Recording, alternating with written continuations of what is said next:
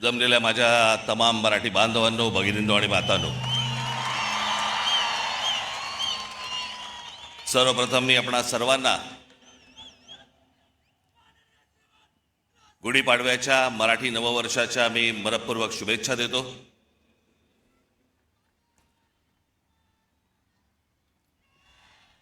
नऊ मार्च 2006 पक्ष स्थापन झाला आणि 19 मार्च 2006 आपली पहिली जाहीर सभा याच शिवतीर्थावरती इथे झाली. आज 20 वर्ष झाली पक्षाला आणि आनंदाची आणि भाग्याची गोष्ट अशी की 20 वर्षानंतर 19 मार्चला गुढीपाडवा यावा. मी याला शुभसंकेतच पकडतो. मी हे सगळे ते निवडणुका आल्या गेल्या, झालं, शिमगे झाले, सगळं झालं. आपण जे उभे आहोत हे लक्षात ठेवा, हे महाराष्ट्रासाठी उभे आहोत. आणि मी जे बोलतोय तुम्हाला आत्ता हे तुमच्या टाळ्यांसाठी बोलत नाहीये. मी जो तुम्हाला शब्द दिलाय या महाराष्ट्राचं गतवैभव प्राप्त करण्यासाठी, म्हणून आपल्याला जी सत्ता घ्यायची ती सत्ता भविष्यामध्ये आपण हातामध्ये घेणार म्हणजे घेणार. हे मी फक्त तुमच्या टाळ्यांसाठी सांगत नाही, तो माझा आत्मविश्वास आहे. पण आता काय, पुढच्या 3 वर्ष काही निवडणुका नाहीत या महाराष्ट्रामध्ये. त्याच्यामुळे कंत्राटदारांकडनं पैसे खायला सगळेच मोकळे आहेत.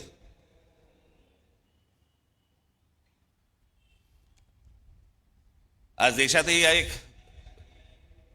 धाकधूक सुरू आहे, भीषण परिस्थिती आहे. गॅस मिळत नाही आहेत. नेहमी नॉर्मलला असणारी लोक सध्या गॅसवर आहेत.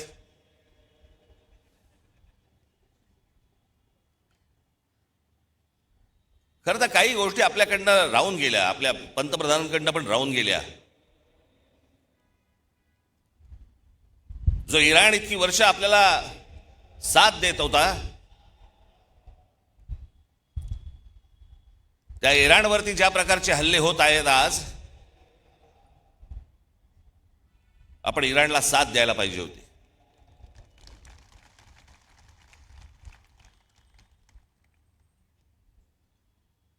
या देशामध्ये येणारं सगळं बरचसं तेल हे इराणमध्ये येतं, ते आपल्याला रुपयामध्ये देतात. देत आले, पुढचं मला माहित नाही. पण खामेनी गेल्यानंतर देखील आपल्या देशाच्या पंतप्रधानांनी कुठचंही निषेधाचं एक स्टेटमेंटही काढलं नाही. हल्ल्यावरती कुठचं स्टेटमेंट काढलं नाही. जो देश आजपर्यंत जम्मू काश्मीरच्या प्रश्नावरती देखील आपल्याला पाठिंबा देत आला, भारताला पाठिंबा देत आला, त्यांच्या मागे आपण आज अडचणीच्या काळामध्ये उभे राहिलो नाही, याचा त्रास निश्चित भविष्यात होणार आपल्याला.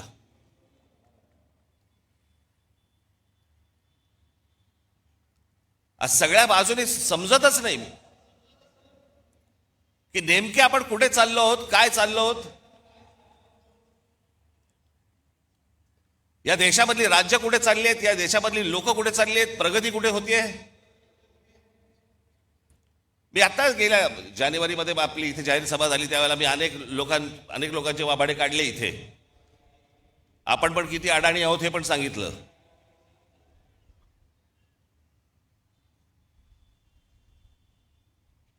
हे जे मी तुम्हाला सांगतो हे लक्षात ठेवत जा, विसरत जाऊ नका.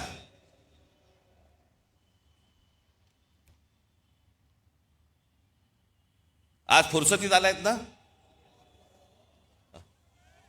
फुरसतीत आहात ना जरा.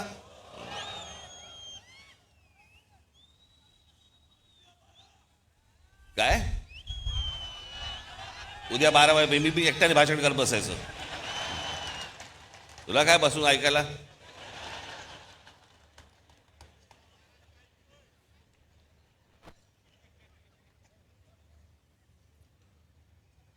मी ज्या वेळेला राजकारणामध्ये आलो त्यावेळेला माझं पहिलं जेव्हा भाषण झालं आणि त्या पहिल्या भाषणानंतर मला जेव्हा माननीय बाळासाहेबांनी बोलवलं, एक एक वाक्य सांगितली होती त्यावेळेला, काही काही जसं स्क्रू फिट व्हावा ना तशी आतमध्ये गेली ती वाक्य. त्यावेळेला त्यांनी मला सांगितलं होतं की भाषण जेव्हा करशील तेव्हा एक गोष्ट लक्षात ठेव, काय बोललो याला महत्व नाही, आज तू येऊन त्यांना काय दिलंस याला महत्व आहे. समोरच्यांना विचार करायला काय दिलंस.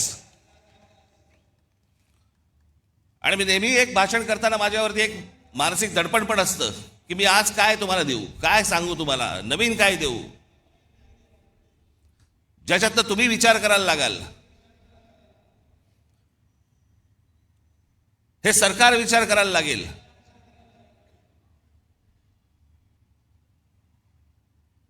पण आज तुम्हाला सगळ्यांना, देशालाच अख्ख्या करमणुकीमध्ये गुंतवून ठेवले. करमणुकीमध्ये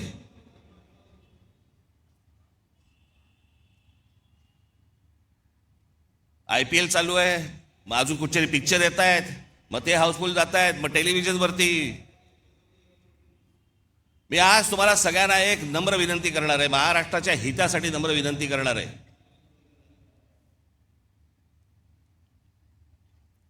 पहिल्यांदा त्या मोबाईल फोनच्या इंस्टाग्राम मधनं बाहेर या.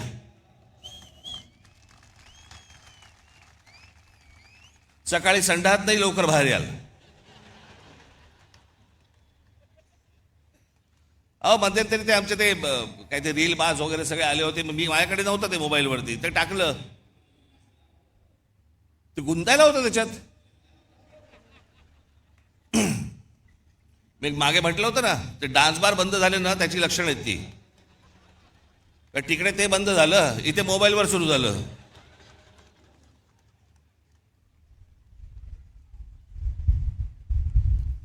हे मी तुम्हाला का सांगतोय, कारण तुम्हाला गुंतवून ठेवले आतमध्ये. तुम्हाला ह्या सगळ्या करमणुकी आणि या सगळ्या गोष्टींमध्ये गुंतवून ठेवायचं आणि सरकारला तुम्ही प्रश्न नाही विचारायचे. सरकारला तुम्ही प्रश्नच विचारता कामा नयेत.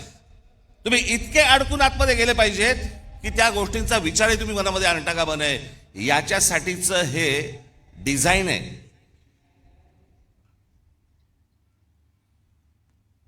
हे फक्त भारतात सुरू नाही आहे, जगभर सुरू आहे की सरकारांना प्रश्नच विचारू नयेत आणि तुम्ही अडकून राहावं. IPL मध्ये अडकावं, चित्रपटामध्ये अडकावं, टेलिव्हिजनमध्ये अडकावं, मोबाईलमध्ये अडकून राहावं. मोबाईल तर आपला एक अवयवच झालाय. आणि म्हणून आजूबाजूला आपल्याला काही बघता येत नाही, पाहता येत नाही, विचार करता येत नाही. जसे पूर्वीच्या काळामध्ये लोक जसे रस्त्यावरती येत असत, आता काही नाही, मी माझा राग व्यक्त केला मोबाईलवर, आता कशाला रस्त्यावरती येऊ. हे तुम्हाला गुंतवून टाकणं आहे. आणि मग महाराष्ट्रामधले जे प्रश्न आहेत, महाराष्ट्रातले जे सत्ताधारी आहेत, यांना प्रश्नच विचारायचे नाहीत.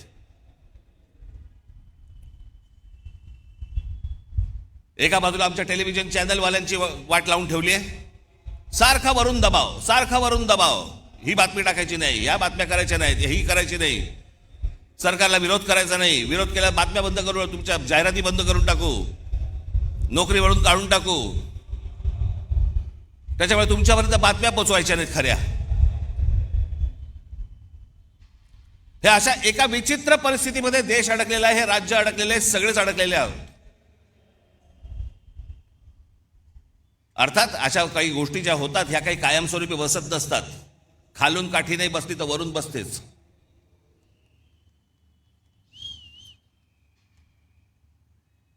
पण ह्या सतत गोष्टी मी तुम्हाला सतत का सांगतोय, ह्या डोक्यात ठेवल्या पाहिजेत तुम्ही. या करमणुकीच्या या गटारगंगा ज्या आहेत ना, या तुम्ही नका वाहत जाऊ.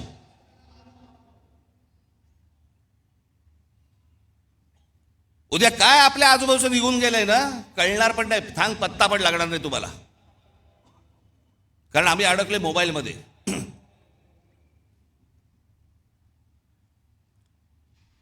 आज काय महाराष्ट्राची परिस्थिती होऊन बसली आहे.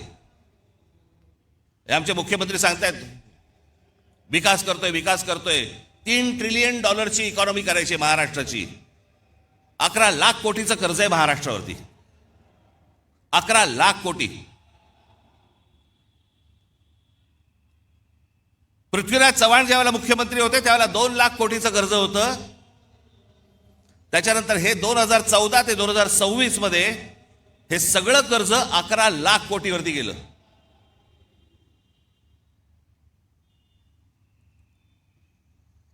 शहरांची अवस्था बघा.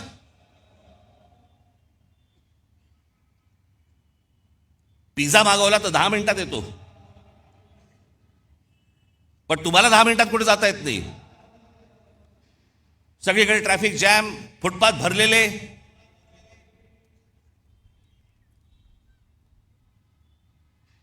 काय आयुष्य नावाची काय गोष्ट असते की नाही? एखाद्याच्या तुमच्या मनात येते की नाही की माझं काय आयुष्य आहे?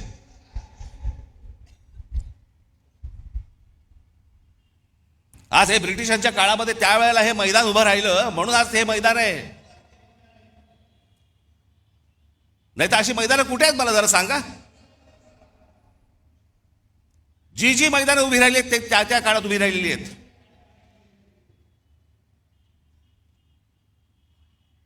आपण काय मुलांसाठी काय करतो आहोत? लहान लहान मुलांसाठी काय बागा तरी तयार करतोय का आपण? त्या बागा बघितल्यानंतर तिकडे जावंसं तरी वाटतंय का?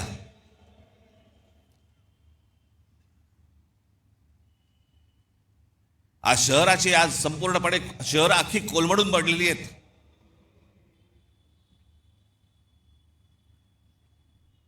मी मध्यंतरीच मुख्यमंत्र्यांना भेटलो, उपमुख्यमंत्र्यांनाही भेटलो.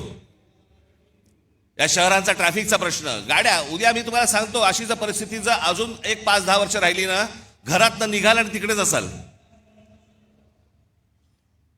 हलता येणार नाही तुम्हाला. सगळंच गमावून बसतोय आपण, सगळं आपल्या हातातनं गमावून बसतोय.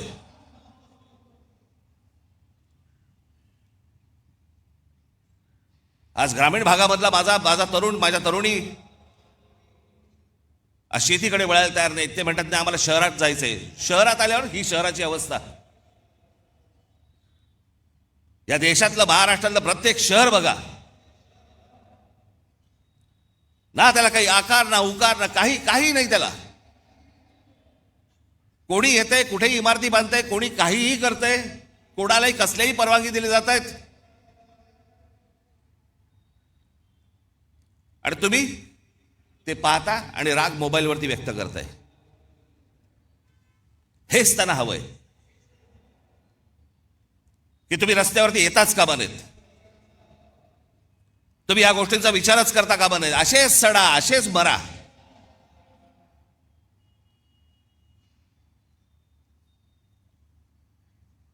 तीन वेळा आजपर्यंत कर्जमाफी झाली शेतकऱ्यांची, 3 वेळा. पण या देशामध्ये सर्वाधिक शेतकरी आत्महत्येचा आकडा महाराष्ट्रात आहे. दररोज आत्महत्या होत आहेत, रोज शेतकरी आत्महत्या करतायत. कोणाला काही पडलेलं नाहीये.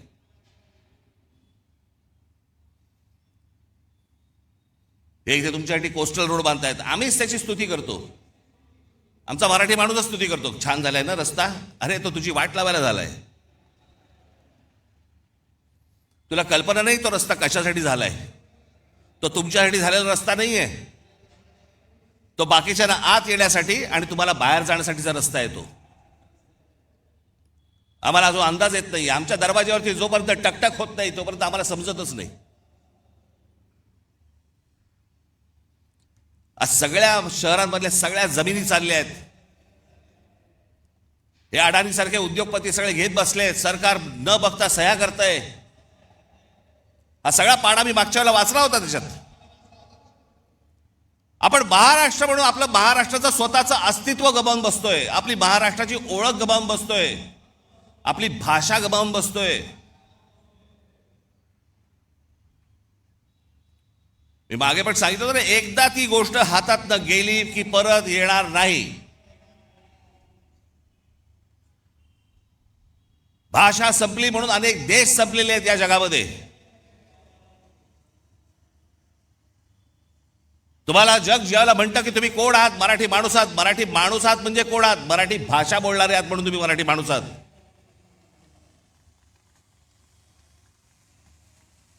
मी काय काय व्हिडिओज बघतो, अनेक लोक काही भांडण चालू असतात, मारामारी चालू असतात आणि आपलेच मराठी हिंदीमध्ये बोलत असतात. हिंदी मत बोलना, हिंदी मत. अरे मग तू काय करतोय? जा दक्षिणेकडे बघा, तामिळनाडू बघा, आंध्र प्रदेश बघा, केरला बघा, लांब कशाला गुजरात बघा. प्रत्येक राज्य आपलं अस्तित्व टिकवून आहे, प्रत्येक राज्य आपली भाषा टिकवून आहे.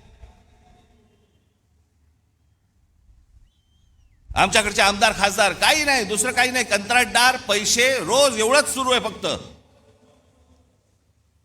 महाराष्ट्र विकायला काढलाय.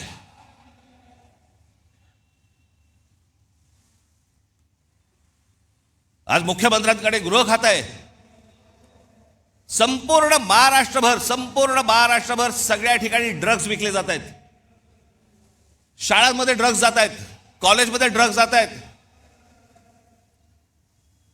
तरुण तरुणी सगळे व्यसनाधीन होत आहेत ड्रग्सच्या आहारी लागून. काय करणार आहोत काय महाराष्ट्राचा? पण ग्रामीण भागामध्ये प्रगती होत नाही. ग्रामीण भागातली माझी मुलं मुली आज इथे शहरामध्ये येतात, शहरात बकाला पडलेली आहेत, शहरामध्ये ड्रग्ज मिळत आहेत, लहान लहान मुली आणि लहान लहान मुलं पळवली जात आहेत. माझ्याकडे तर एक आकडा आहे,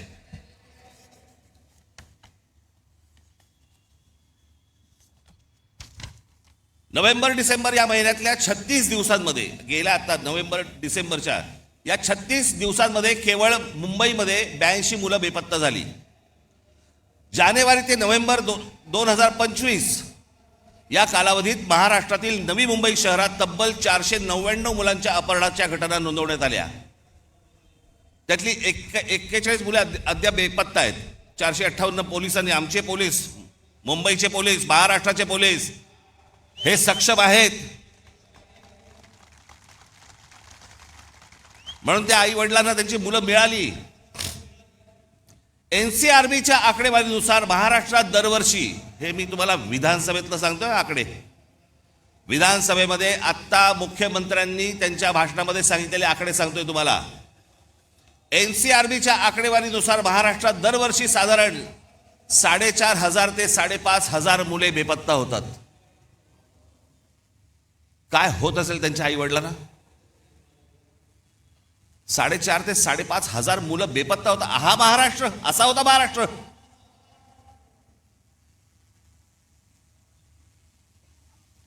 (2022) मध्ये 5,398 आणि 2023 मध्ये 4,619 प्रकरणे नोंदवली गेली. या प्रकरणांमध्ये मुलींचे प्रमाण अधिक दिसते. मुंबई हे सर्वाधिक प्रभावित शहर असून येथे दरवर्षी सुमारे 2,000 पेक्षा जास्त मुले बेपत्ता होतात. मुख्यमंत्री देवेंद्र फडणवीस यांनी फेब्रुवारी महिन्यात विधानसभेत दिलेल्या आकडेवारीनुसार. हे कोणती शहर म्हणायची हो? कोणतं राज्य म्हणायचं?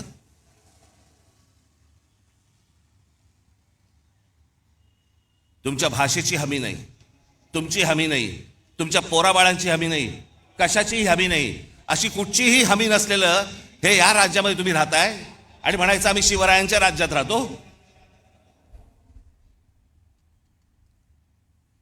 हवे होते असते,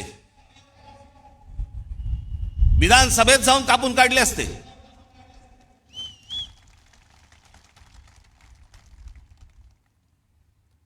पण आम्हाला माहितीच नाही. राज ठाकरे जेव्हा सांगणार आकडे त्यावेळेला आम्हाला कळणार, कारण आम्ही कशात गुंतलोय? आम्ही इंस्टाग्राम मध्ये गुंतलोय.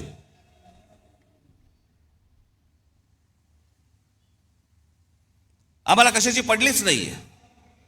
आम्ही आमची संपूर्णपणे ओळख विसरून गेलेलो आहोत.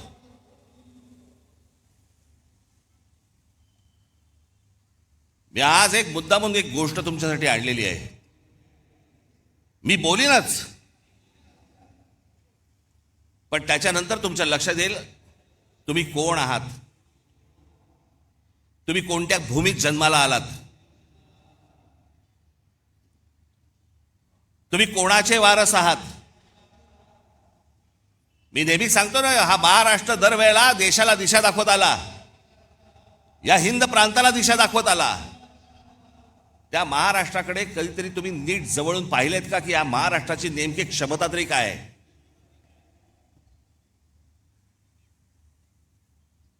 हजारो माणसं आहेत. मी थोडक्यात काही माणसं तुमच्या समोर आणली आहेत. फक्त महाराष्ट्राची तुम्ही फक्त परंपरा, महाराष्ट्राचा फक्त इतिहास फक्त तुम्ही फक्त बघून घ्या. मी फक्त तुमच्यासमोर नावं वाचणार आहे. ही नावं माझं भाषण संपल्यानंतर तुम्ही कदाचित त्या युट्यूबवर जा. मुद्दामून सांगतो, युट्यूब बघा, कारण त्याच्यावरती चांगली माहिती असते, त्याच्यावरती चांगल्या डॉक्युमेंटरीज असतात, जगाची माहिती मिळते. इंस्टाग्राम नको. मी तुम्हाला आता फक्त काही माणसं तुम्हाला समोर वाचून दाखवणार आहेत जे आपण विसरलेलो आहोत. आपल्या महाराष्ट्राची ताकद आपण विसरलेलो आहोत. हा महाराष्ट्र असा का? या महाराष्ट्रामध्ये, या बाहेरच्या प्रांतांमधून लोक इथे का येतात? या महाराष्ट्रामध्ये ही महाराष्ट्राची भूमी ही कोणी मशागत केली? हा सुसंस्कृत महाराष्ट्र घडला कसा? मला असं वाटतं ही फक्त नावं तुमच्यासमोर मी पटापटा पटापटा वाचतो, तुमच्या अंदाज लक्षात येईल की आपण कोण आहोत ते. पहिली संत परंपरा दिसतंय का तुम्हाला? संत ज्ञानेश्वर, संत तुकाराम, समर्थ रामदास, संत जनाबाई, संत नामदेव, संत एकनाथ. इतिहास आमच्या जिजाऊसाहेब, या देशामधली पहिली बंडखोर स्त्री, पहिली बंडखोर स्त्री, ज्या स्त्रीने, ज्या आईने स्वतःच्या वडिलांना विचारलं होतं की दुसऱ्यांकडे कशाला चाकरी करता. स्वतःच्या नवऱ्याला विचारलं, स्वतःचं राज्य निर्माण करा, दुसऱ्याकडे कशाला जाता. आणि मग एक सूर्य जन्माला दिला. आणि स्वराज्य काय असतं हे त्या मातेने त्या पुत्राकडनं घडवून घेतलं. ती बंडखोर स्त्री या महाराष्ट्रात जन्माला आली. छत्रपती शिवाजी महाराज. दुसऱ्यांचं नाही, माझं स्वतःचं राज्य पाहिजे, तो स्वराज्य हा शब्द त्यांनी दिला.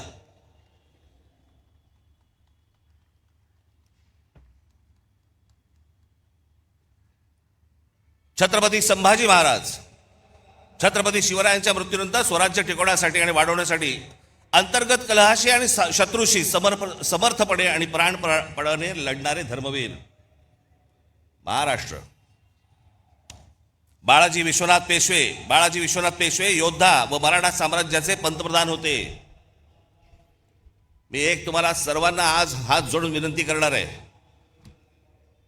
ज्यांनी महाराष्ट्र घडवला ना, ज्यांनी महाराष्ट्र मोठा केला ना, आणि महाराष्ट्रात आज देखील, कृपया आपल्या महापुरुषांकडे आणि कोणाहीकडे जातीने पाहू नका. त्यांनी या महाराष्ट्रासाठी काय योगदान दिलं ना, ते सर्वात महत्वाचं आहे. हे तुम्हाला त्यांच्या मतांसाठी म्हणून तुम्हाला जातीमध्ये भिडवतायत आणि महाराष्ट्रामधून प्रत्येकाला वेगळं करतायत. हे कृपा करून करू नका.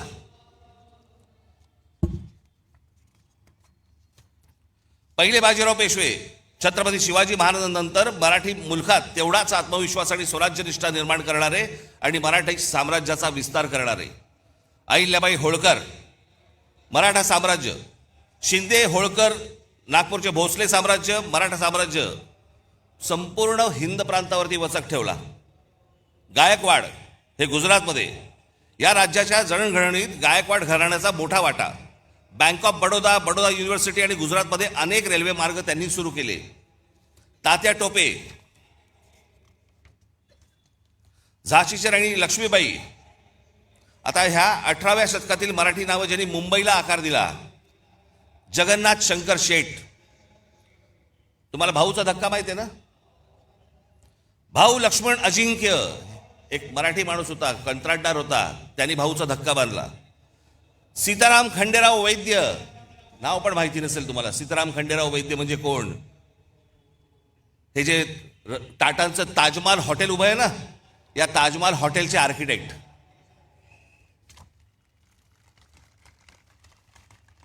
समाज सुधारणा. महात्मा ज्योतिबा फुले, सावित्रीदेवी फुले, महादेव गोविंद रानडे, गोपाळ हरी देशमुख उर्फ लोकहितवादी, लोकमान्य टिळक, गोपाळ गणेश आगरकर, गोपाळ कृष्ण गोखले. माझ्याकडे या सगळ्यांचा इतिहास आहे, परंतु मी प्रत्येकाचा इतिहास सांगत बसलो 12 वाजतील.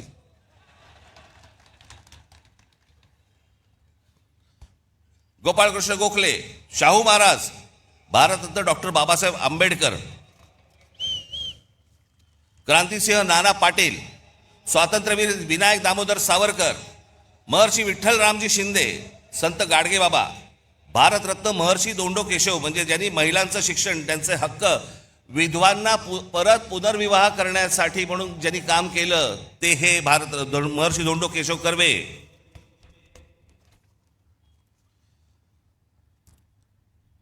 रामकृष्ण गोपाळ भांडारकर, हे भांडारकर युनिव्हर्सिटी आहे ना. भारतरत्न पांडुरंग वामन काणे, थोर भारतीय प्राच्य विद्या संशोधक, संस्कृत पंडित, धर्मशास्त्राचा इतिहास लिहिला या माणसाने. हे सगळे महाराष्ट्रात जन्माला आले तर.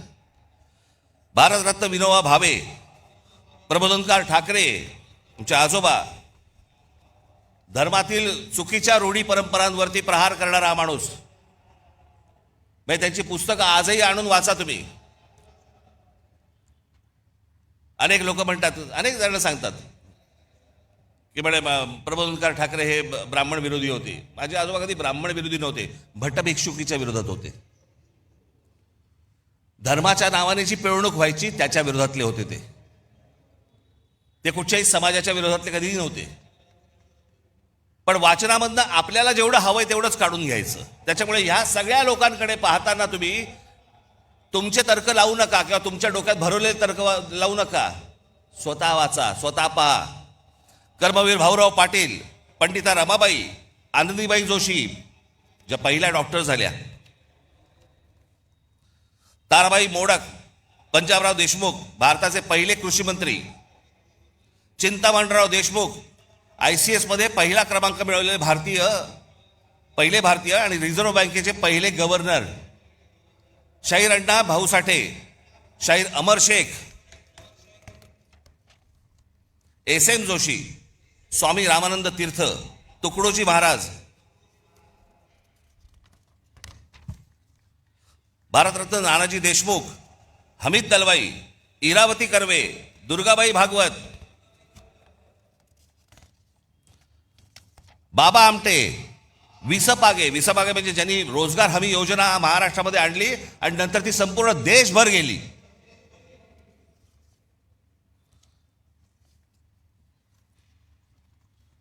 अनेक नेते होऊन गेले महाराष्ट्रामध्ये, पण एक माणूस, असा माणूस महाराष्ट्रात कशाला देशात नाही झाला, ते म्हणजे माननीय बाळासाहेब ठाकरे.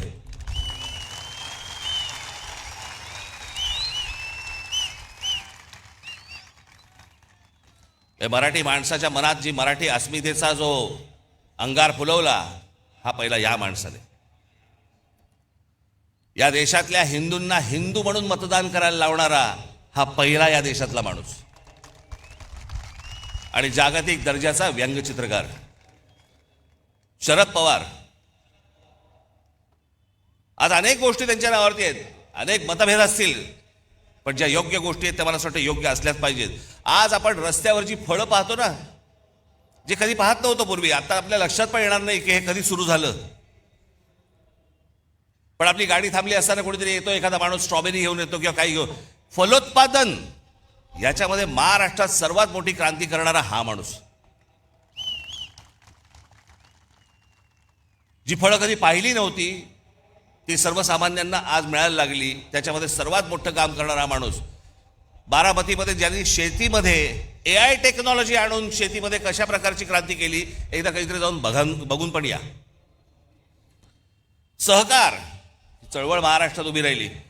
धनंजयराव गाडगीळ, विठ्ठलराव विखे पाटील, तात्यासाहेब कोरे.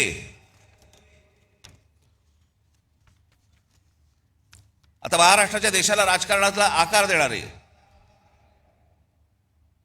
भारतीय काँग्रेस, जो काँग्रेस पक्ष आपण म्हणतो, त्या पक्षाची स्थापना महाराष्ट्रात झाली. RSS, या RSSचे 6 सरसंघचालक झाले. या 6 संघचालकांमध्ये 4 मराठी झाले आजपर्यंत, आणि निर्माण करणारा देखील मराठीच. हेडगेवार, श्रीपाद अमृत डांगे ज्यांनी कम्युनिस्ट चळवळ मोठी केली महाराष्ट्र, शेतकरी कामगार पक्षाची स्थापना झाली 1946 साली, स्वातंत्र्याच्या 1 वर्ष अगोदर. कळलं का? ती केली शंकरराव मोरेने आणि केशवराव झेडे आणि नाना पाटील यांनी. तुम्हाला आश्चर्य वाटेल, कांशीराम यांचे आज तुमचा तो कुठचा पक्ष, बहुजन समाज पार्टी. पण ही बहुजन समाज पार्टी नंतर झाली. पहिली जी संघटना स्थापन केली बामसेफ, ती या महाराष्ट्रातल्या पुण्यामध्ये खडकीमध्ये त्यांनी स्थापन केलेली आहे बामसेफ. या सगळ्या गोष्टींची मुळं जर तुम्ही बघितली तर ही सगळी महाराष्ट्र आहेत. इतिहासकार, ज्या इतिहासकारांकडे या देशातले सगळे लोक किंवा बाहेरच्या देशांमधले लोक ज्यांच्याकडे टवकारून बघतात, असे काही इतिहासकार म्हणजे विका राजवाडे, गोविंद सखाराम सरदेसाई, त्र्यंबक शेजवलकर, वासुदेव सीताराम बेंद्रे, बाबासाहेब पुरंदरे, रणजित देसाई, गजाननराव मेहेंदळे. आमचे गजाननराव आत्ताच गेले.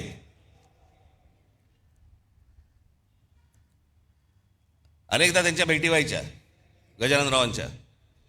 काही विचारलं की ते एकच गोष्ट सांगायचे, एवढं आहे, बाकी इतिहासाच्या पानात कुठेही नाही.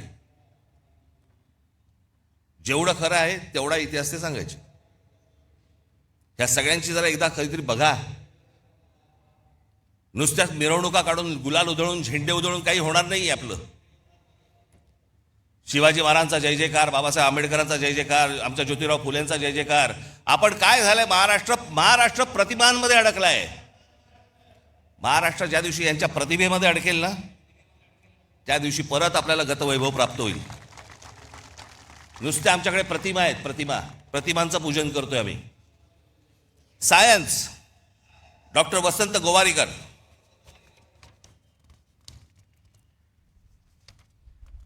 बाकीची पानं कुठे गेली रे?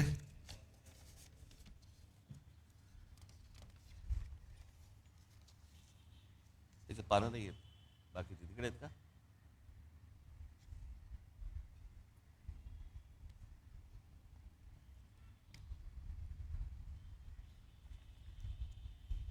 इधर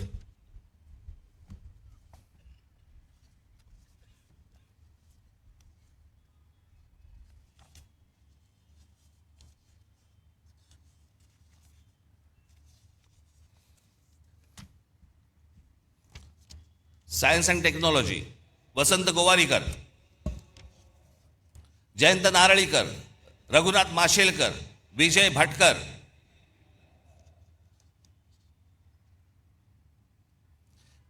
तुम्हाला कदाचित कल्पना नसेल, परंतु एक गोष्ट सांगतो. शिवकर बापूजी तळपदे नावाचे जे गृहस्थ झाले, त्यांनी राईट्स बंधू म्हणजे ज्यांनी विमान उडवली ना, त्याच्याही 8 वर्ष आधी 1895 मध्ये मुंबईच्या गिरगाव चौपाटीवरती मरुत्सका नावाचे मानवविरहित विमान यशस्वीरित्या उडवले. हे घडवणारे महाराष्ट्रात. पत्रकार बाळशास्त्री जांभेकर, नारायण दीनानाथ वेलकर. तुम्ही म्हणाले कोण आहेत नारायण दीनानाथ वेलकर? तुम्ही जर ऐकाल तर तुम्हाला प्रश्न पडेल, हे आपल्यापर्यंत आलं कसं नाही अजूनपर्यंत. टाइम्स ऑफ इंडियाचे संस्थापक मालक. 1840 मध्ये मुंबईचे पहिले भारतीय महापालिका आयुक्त ते जेई ब्रेनन या ब्रिटिश व्यक्तीसोबत 1838 साली त्यांनी बॉम्बे स्टँडर्ड हे वृत्तपत्र सुरू केले, जी कंपनी 1860 पर्यंत त्यांनी चालवली. आणि पुढे रॉबर्ट नाईट या ब्रिटिश व्यक्तीने ते विकत घेतलं आणि त्याचं नाव टाइम्स ऑफ इंडिया असं ठेवलं. सुरू करणारा मराठी माणूस कृष्णाजी प्रभाकर उर्फ काकासाहेब खाडीलकर. आचार्य आत्रे, नावाजलेले अभ्यासक माधवराव गाडगीळ, पर्यावरणावरचा अभ्यास, माधवराव चितळे, पाणी या विषयावरचा अभ्यास. म्हणजे जगभरामध्ये या लोकांना काय किंमत आहे ना, आपल्याला अंदाज पण नाही याचा, फक्त आमच्याकडेच किंमत नाही. पांडुरंग सदाशिव खानखोजे. चित्रपट दादासाहेब फाळके. एखादं दे रे मला येतं ठेवायला यायला.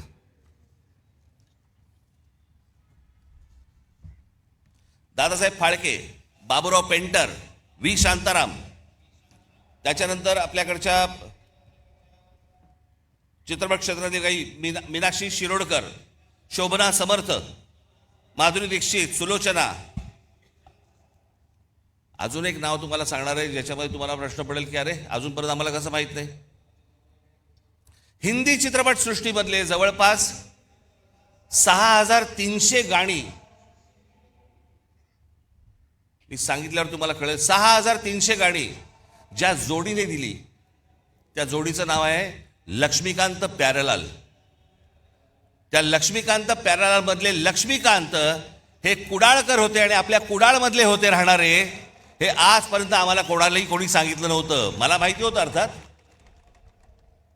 पण आमच्या महाराष्ट्रामधला एवढा मोठा संगीतकार होऊन गेला याचं आम्हाला काही कौतुक काही नाही. आमच्या लोकांबद्दल आम्हाला कौतुकच नाही. अहो, आत्तापर्यंत आपल्याला 8 साधारणपणे भारतरत्न मिळाली. या 8 भारतरत्नांमध्ये 4 भारतरत्न ही एकट्या दापोलीमधली आहेत, पण आम्हाला काही देणं घेणंच नाही त्याच्याशी.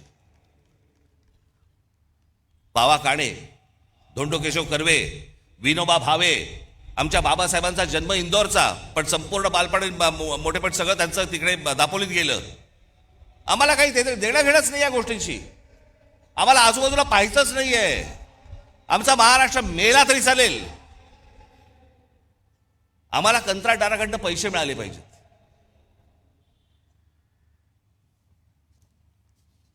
सी रामचंद्र, या महाराष्ट्राचा सगळ्यात मोठा सुपरस्टार दादा कोंडके, ज्यांनी छाप पाडली, या देशावरती छाप पाडली. निळू फुले, नाना पाटेकर, अमोल पालेकर, अशोक सराफ, आशुतोष गोवारीकर, गायक भारतरत्न पंडित भीमसेन जोशी, लता मंगेशकर, आशा भोसले, कुमार गंधर्व, किशोरी आमोणकर, जितेंद्र अभिषेक, चित्रकार दीनानाथ दलाल, वासुदेव गायतोंडे, माधव सातवळेकर.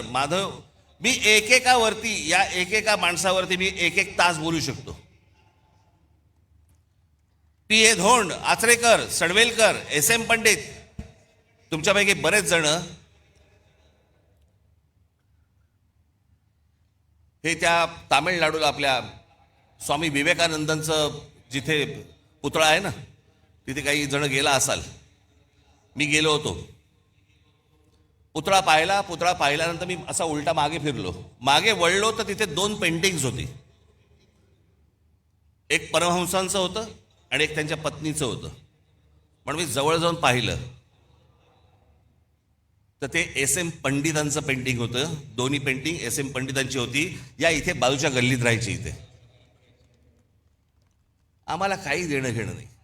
आम्हाला कलेशी देणं घेणं नाही, संगीताशी नाही, साहित्याशी नाही, कशाशी नाही. फक्त आमच्याकडे झालंय जयंत्या आल्या, पुण्यतिथ्या आल्या की आम्ही फक्त मिरवणुका काढून ढोल वाढवायला सुरुवात आमच्याकडे. पण आमच्याकडे काय पेरून ठेवलंय, काय होऊन गेलंय याचा आम्हाला अंदाजच नाही.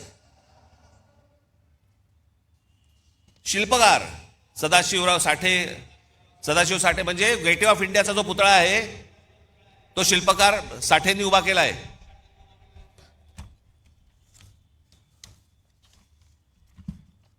त्याच्यानंतर राम सुतार म्हणजे कोण? ज्यांनी एक मोठा पुतळा बांधला. तो पुतळा चीनमध्ये गेला आणि चीनमध्ये जाऊन त्याचा एक भव्य मोठा पुतळा बांधला गेला. तो सरदार वल्लभभाई पटेलांचा, जो आता गुजरातमध्ये आहे, तो आमच्या राम सुतारांनी उभा केला. आम्हाला काही देणं घेणं नाही.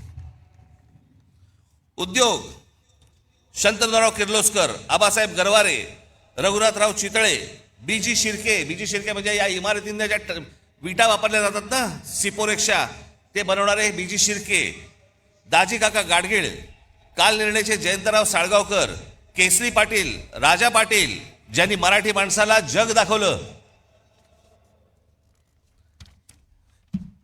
H.S. केळकर, आम्हाला माहित नाही, फक्त आम्हाला कॉलेज माहिती आहे ठाण्याचं. S.H. केळकर हे परफ्युमरीज म्हणजे अत्तराच्या व्यवसायातले जुने माणसं. या केळकरांकडचा जो अर्क आहे ना, तो परदेशातले बरेचशा मोठे जी काही तुम्ही आता परफ्यूम जे वापरता ना, त्याचा जो अर्क आहे हा S.H. केळकरांकडनं जातो महाराष्ट्रातनं. राजीव सामंत, सुलावाईन्स, कॅमलिनचे दांडेकर, जे लहानपणापासून आपण जे बघत आलो ना, कंपास पेटी आणि सगळ्या गोष्टी, ह्या संपूर्ण देशभर व्यवसाय उभा करणारे महाराष्ट्राचे दांडेकर, आनंद देशपांडे, रवी पंडित, बाबा कल्याणी, वासुदेव कोल्हटकर, केशव विष्णू पेंढारकर, नाटकामध्ये विष्णुदास भावे, राम गणेश गडकरी, बाल गंधर्व, केशवराव भोसले, विजय तेंडुलकर, महेश एलकुंचवार, विजया मेहता, वसंत कानेटकर, श्रीराम लागू, मोहन आगाशे, जब्बार पटेल, सतीश आळेकर, साहित्य कवी केशव सूत, कुसुमाग्रज, पु ल देशपांडे, गदी माडगुळकर, विंदा करंदीकर, शांता शेळके, नारायण सुर्वे, चिंतामण त्र्यंबक खानोलकर, बाबूराव बागोल, सुरेश भट, बंडखोर नामदेव ढसाळ.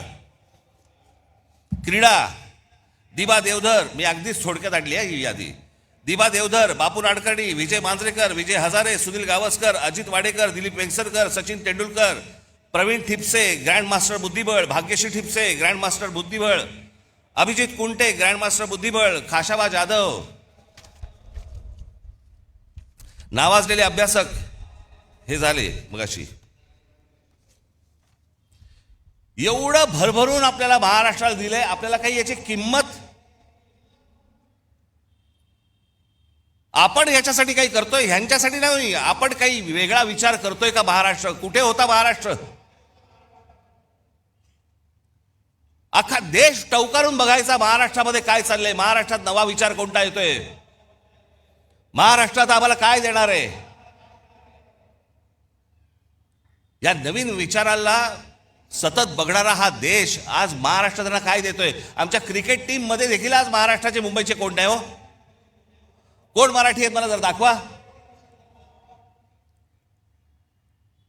एक काळ असा होता की 11-12 प्लेयर मध्ये जवळपास 8 ते 9 हे मुंबईचे लोक असायचे, महाराष्ट्राचे लोक असायचे.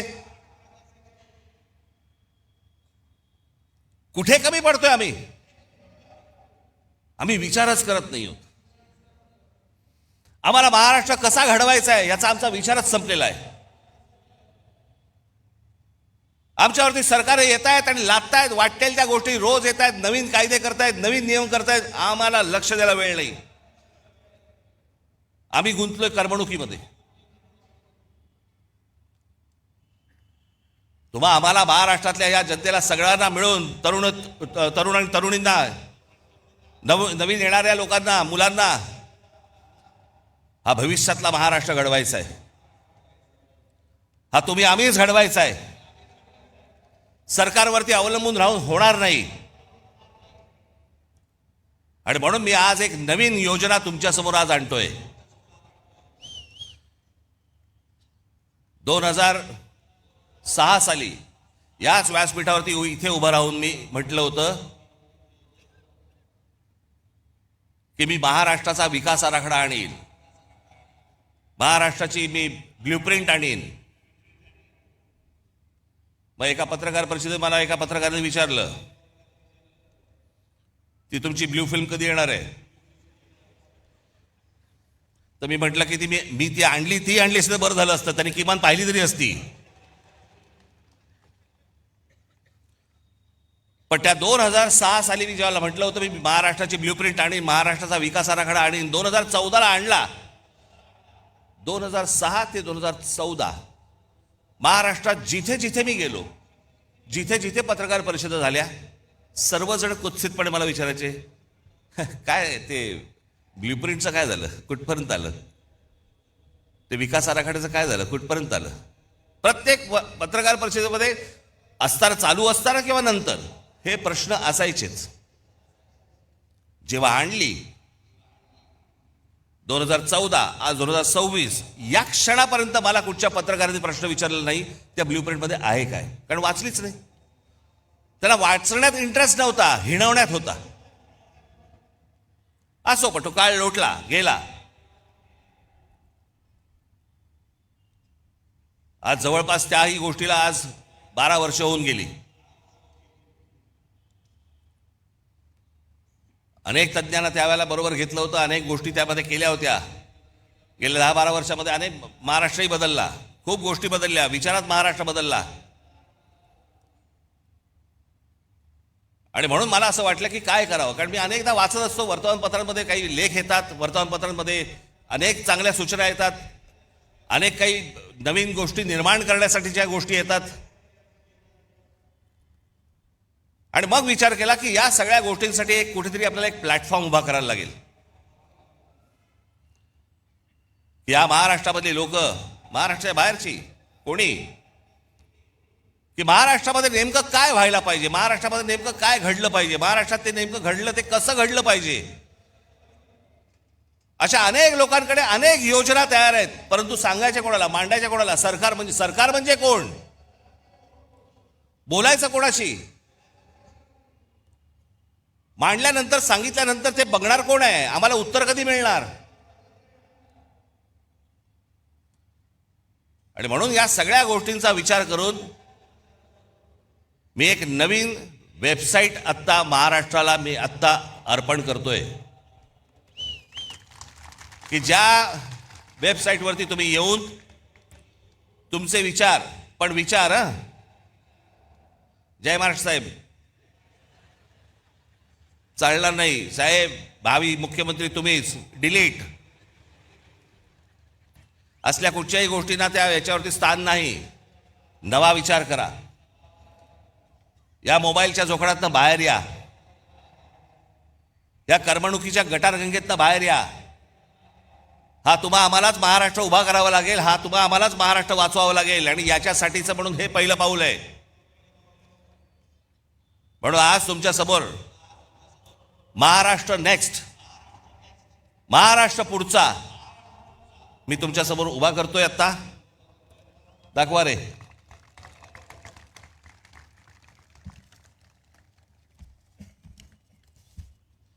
याच्यामध्ये हे सुरू झाल्यावरती तुम्हाला ऑप्शन्स आहेत, मराठी आणि इंग्रजी.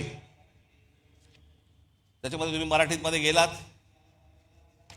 की त्याच्या बाजूला एक ऑडिओ फिल्म आहे, ही वेबसाईट कशी वापरायची. त्याच्यामध्ये आपल्या कल्पना नोंदवण्यासाठी म्हणून मी काही खाली विषय दिलेले आहेत, 27 विषय आहेत.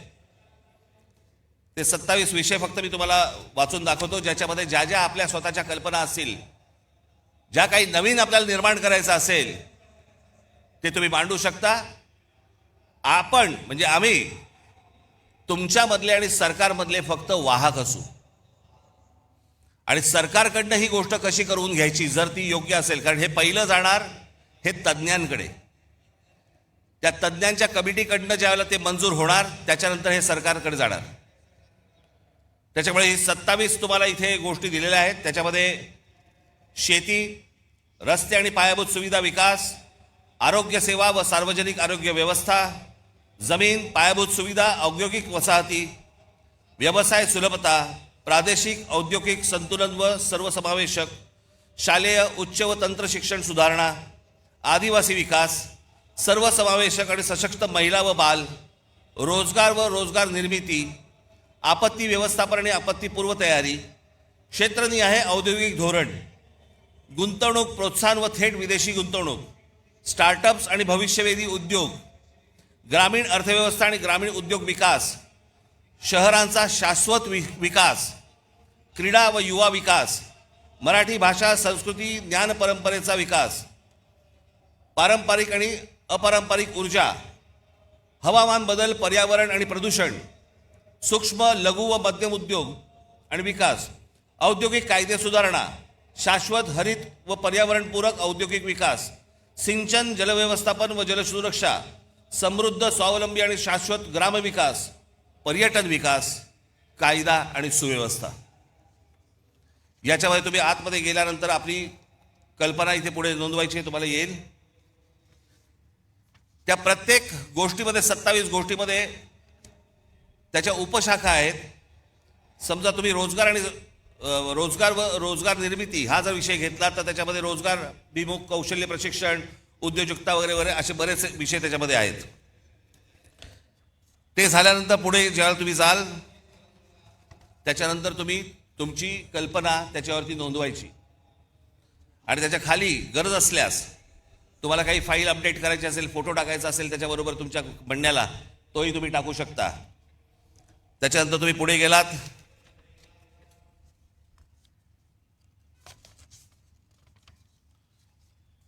ती फाईल तुम्ही सबमिट केलीत की त्याच्यानंतर तुम्हाला मोबाईल नंबर येईल तुमचा, तो टाकायचा आहे. मोबाईल नंबर आल्यानंतर तुम्हाला एक OTP येईल तुमच्या मोबाईलवरती, तो भरायचा आहे. तो भरला की तुमचं संपूर्ण नाव, पत्ता आणि सर्व माहिती याच्यावरती द्यायची आहे. एक तुम्हाला सांगतो सर्वांना, आज तुम्ही इथे आहात, जे ऐकत आहात ते ऐकत आहात, टेलिव्हिजनवरती जे ऐकत असतील बघत असतील त्यांनाही माझं सांगणं आहे, तुम्ही सांगेपर्यंत तुमचं नाव आणि पत्ता आणि मोबाईल नंबर हा सरकारला दिला जाणार नाही. उद्या तुमची कल्पना जर समजा आवडली आणि त्याची जर समजा अंमलबजावणी करायची ठरली आणि त्यांनी विचारलं हा माणूस कोण आहे, तुम्हाला विचारलं जाईल की तुमचं नाव आणि नंबर द्यायचं आहे का. त्याच्यामुळे ती गोष्ट गुपित राहील, पुढे जाणार नाही. त्याच्यानंतर ढकला. आज महाराष्ट्रामध्ये सगळ्याच गोष्टींची कमतरता आहे. कोणाला काही कळत नाही. जो येतोय, कोणतरी येतो, नवा काहीतरी सांगतो, त्याच्याबरोबर कंत्राटदाराला कामं दिली जातात. आपलं ऑइल बाहेरून येतं, आपला गॅस बाहेरून येतो, आपल्याकडे अनेक गोष्टी बाहेरून येतात. मग आपल्याकडे एक काहीतरी टुणटुणं वाजवलं जातं. ते टुणटुणं आहे चांगलं, पण वापरात येऊ शकत नाही, आणि ते म्हणजे स्वदेशीचं. काय करायचं त्या स्वदेशीचं मला जरा सांगा. हा देश ज्याच्यावरती चालतो ते ऑइल पण तुमचं बाहेरून येतंय, तर काय करायचं. मग यासाठी म्हणून ही शहरं उभी करताना, जसं आज दुबई आहे, अबुधाबी आहे, अनेक देश आहेत की ज्यांनी बाहेरचे मेंदू आणले. आज संपूर्ण दुबई जी उभी आहे हे कोण कोण करते. अरब करतायत, अमेरिकन लोक आहेत, ब्रिटिश लोक आहेत, फ्रेंच लोक आहेत, अनेक लोक आहेत. जगभरातल्या लोकांचे मेंदू आणले आणि त्यांनी त्यांचं एक देश, शहर उभं केलं. आमची शहरं का नाही उभी करतायत. आमच्या शहरांना उभं करण्यासाठी, आमच्याकडे चांगलं व्यवस्थापन होण्यासाठी, आमच्या भविष्यातल्या पिढ्यांना चांगलं आयुष्य जगण्यासाठी म्हणून आम्ही का नाही बाहेरून मेंदू आणत आहोत. कसली लाज वाटते. अहो, बाहेर जाऊन नुसते पैसे आणण्यापेक्षा बाहेर जाऊन जर मेंदू आणले तर ह्या महाराष्ट्राला उपयोगाचे आहेत. नुसते पैसे काय काय करायचे पैशांचं. ते पैसे टक्केवारीत संपणार, त्याने काहीही हाताला मिळणार नाही. आणि म्हणून मला असं वाटतं की आज सरकारकडनं आपण नुसते फक्त आशेने फक्त बघत राहायचं, हे काही मला आवडणारी गोष्ट नाही. मला ती आवडतही नाही आणि तुम्हालाही ती आवडता कामा नये. आणि म्हणून तुम्ही सगळेजण महाराष्ट्राचा विचार करायला लागा. तुमच्या ज्या कल्पना असतील, ज्या गोष्टी असतील, त्या या आत्ता वेबसाईटवरती मांडा. या महाराष्ट्राला आकार देण्याचा एक उत्तम कार्य हे आपल्या हातून घडो, जेणेकरून या महाराष्ट्रासाठी ज्यांनी ज्यांनी खस्ता खाल्लेल्या आहेत त्यांनाही वरती आनंद मिळेल की माझी सर्व लोक महाराष्ट्राची, हे महाराष्ट्र वाचवतायत, जगवतायत. याच्यासाठी सगळेजण तुम्ही कामाला लागावं अशी एक आशा अपेक्षा बाळगतो. आणि आज आपण सर्वांची मी रजा घेतो. धन्यवाद. जय हिंद, जय महाराष्ट्र.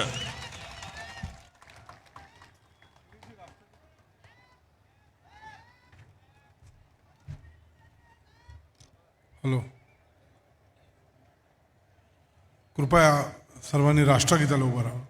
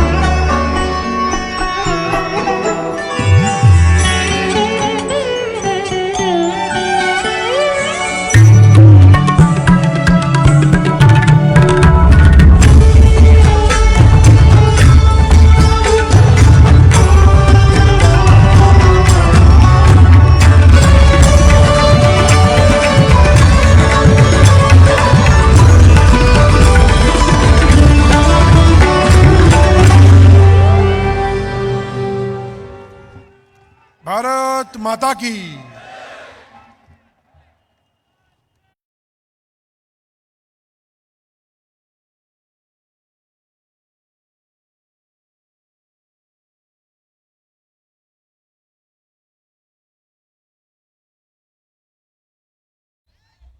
वाचता येत नाही रे. माझी सर्वांना नम्र विनंती आहे की जाताना सर्व ज्या महिला इथे आलेल्या आहेत त्या महिलांना जाण्यासाठी पहिल्यांदा आपण वाट करून द्यावी. धन्यवाद.